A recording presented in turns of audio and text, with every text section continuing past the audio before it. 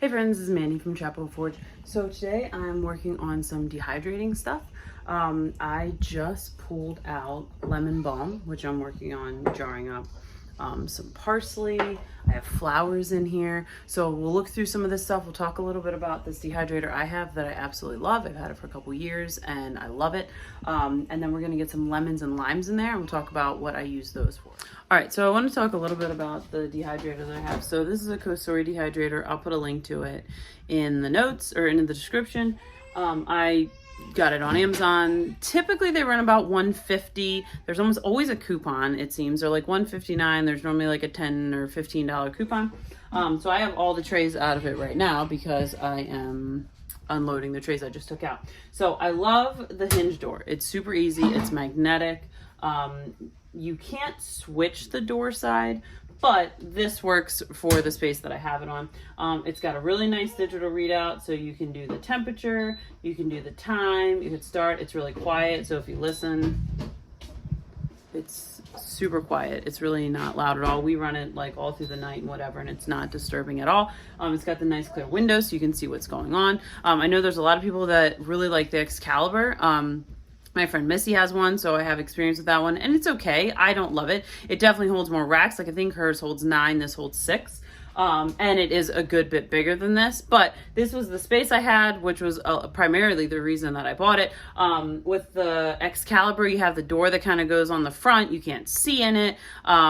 Maybe there's one with a digital readout. Hers doesn't have that, so I'm not sure about that. But I love this one, especially if you're on a budget. Excalibur is like almost 400, I think. So they are a good bit more than this one. So especially if you're just getting into dehydrating, this is a great option. So I have dehydrated all kinds of things in this dehydrator. So we've made fruit leather. There are trays you can get. I think one might come with it, but you can order extras. They look like this. And you just kind of pour your fruit puree on there. And you can make like strawberry fruit leather or peach or whatever, apple, all kinds of things. The racks that come with it, Susie's noisy today. The racks that come with it look like this. So you can do things like beef jerky or anything like that you could do on those racks. This year, one of my favorite things to do was flowers. You can freeze dry flowers too. I don't really worry about how shrivelly they get because I pretty much am putting them in goat milk soap.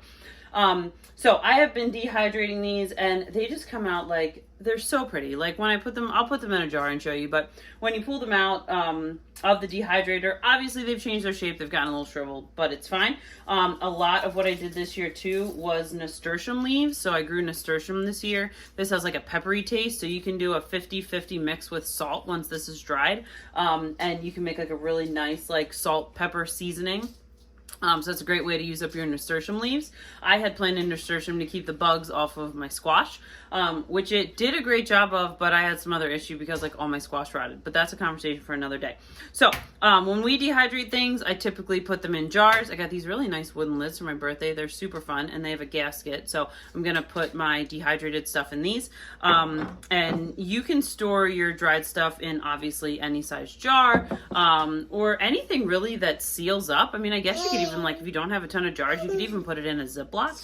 You just want to make sure that obviously air is not getting to it. I don't put oxygen absorbers in my dehydrated stuff. Typically anything I dehydrate, I figure we're going to use in like 6 months to a year. So I don't fuss around with oxygen or moisture absorbers or any of that kind of stuff.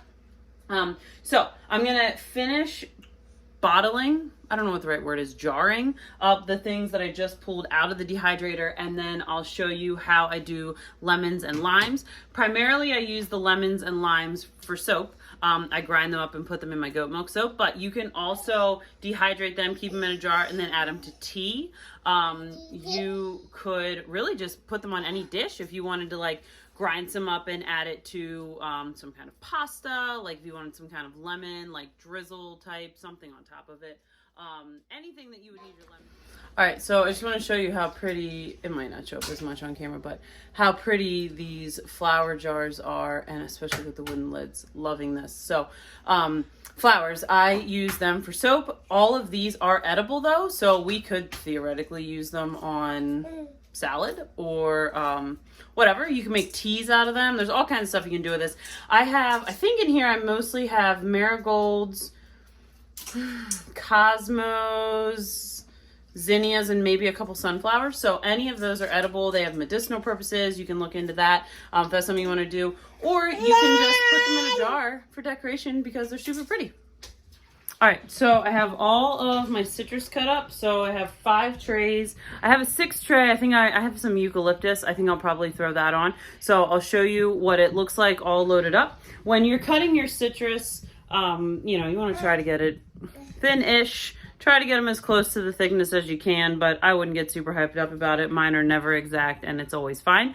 So we'll talk about temperatures and times and things once I get these loaded. All right, so I have all these loaded. It's always super pretty once it's loaded up. So I have my eucalyptus up top, and then my trays of grapefruit, lemons, and limes. So I wanted to mention too, like these slide out so easily. So they're tracked on the sides. They slide right in. Like I said, the door closes beautifully. I'm gonna do the citrus probably at like, I don't know, 125.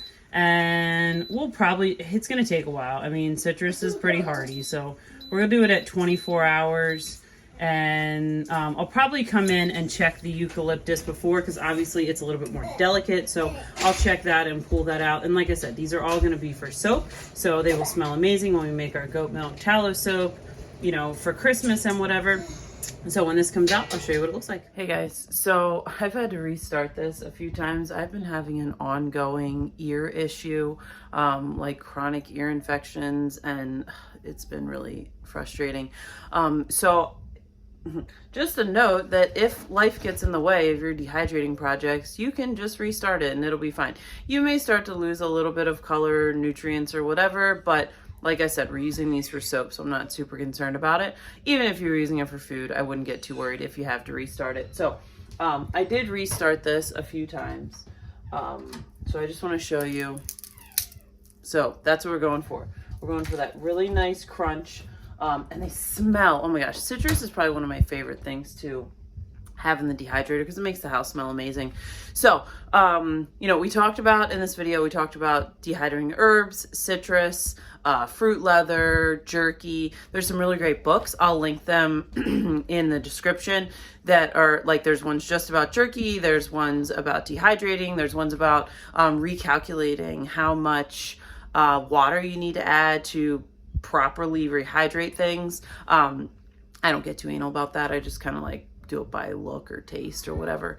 But I will put the link to this dehydrator. It's a great dehydrator. I think you'll be really happy with it, especially if you're just getting started. I know a couple people that have a couple of these because they just are a really great space saver too.